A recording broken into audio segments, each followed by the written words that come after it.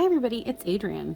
So I wanted to use this dress as an example that I'm working on. I figured this would be a perfect time to talk about a subject that doesn't come up until maybe a bad situation has occurred. And so I thought I would talk about this just as a way to explain a little bit about bridal sewing in a way that will help educate before something has happened. So this particular dress, I have the zipper pulled out. I'm working on getting the zipper removed. I'm going to be taking it in on both sides of the zipper, several inches on both sides. This dress is much, much too large for my bride, and she just really loved it, so she wanted to go ahead and buy this dress. Now, I've seen and heard a lot of people, speak disparagingly, mostly because they don't know the situation. When a dress gets taken in, people I've heard, they'd be like, oh, they didn't leave any fabric left in the dress to be let out in case there's, an issue later, either with, weight gain, weight loss, errors, etc. There's a bunch of reasons people will blame a seamstress for not cutting out or for cutting out all of the seam allowance. So on a dress like this, I wanted to explain how much I would leave because it is not technically um, correct is a hard word to use in bridal sewing because there's all different modes of thought, and depending on how you were taught, you might leave this much fabric in here. On this dress, I am not going to leave 2¼ inches on each side because this will add bulk to the fit of this dress, and this is already a very heavy dress that we are trying to slim down. It was a winter dress, so I'm not leaving all of this in here. So my rule of thumb when trimming back a seam allowance, so you can see here, this is where the original zipper was, is to leave the same amount that the manufacturer left, which is about 1¼ inch. So she's never going to need all this fabric let back out based on the fact that she wasn't this size ever. She didn't purchase it and, lose all this weight or anything. It's not like this was ever needed. So I am going to leave that same amount now. When I cut, I'm going to cut right there. So I'm going to install my zipper along this pinned line, and that's what I'm going to leave, which will be plenty to let this out if she needs that in the future, or if a future bride needs this. I'll probably suggest that she, if she goes to sell this dress, she just talks that this, the tagged size is not the correct one. We could clip it out. Actually, now that I think about it, I don't even know if this one had a size tag in it.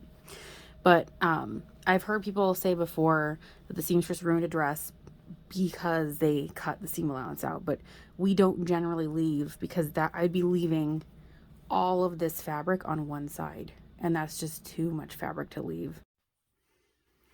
So on dresses like crepe, where there is no design at all, just plain fabric, it's even more critical to cut your seam allowance back so that it's even, because those shadow through the front of the dress. So they must be pressed to perfection, but also trimmed to perfection. So that's one of the reasons why getting these fits and keeping the body measurements the same is so important, because on those, they really, really show.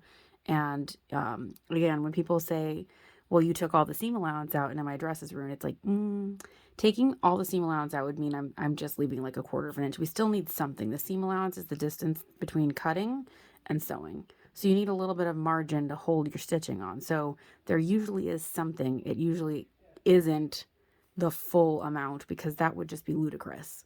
Now, there's a lot of different schools of thought, and depending on how you were taught, you might leave all of it in there.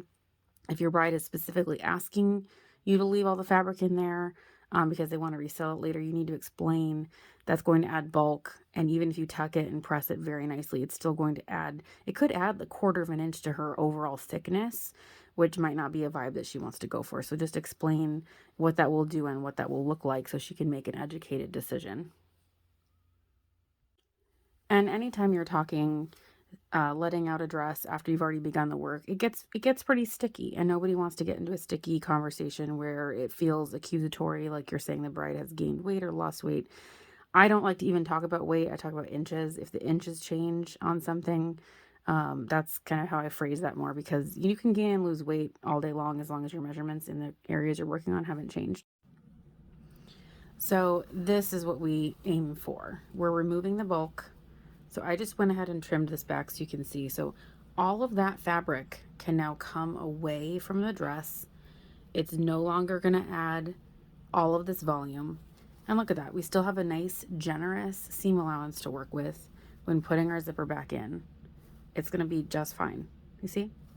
Because otherwise, if we had left all that in there, this is going to add that volume. This is the skirt portion. I'm just going to taper this down till a nice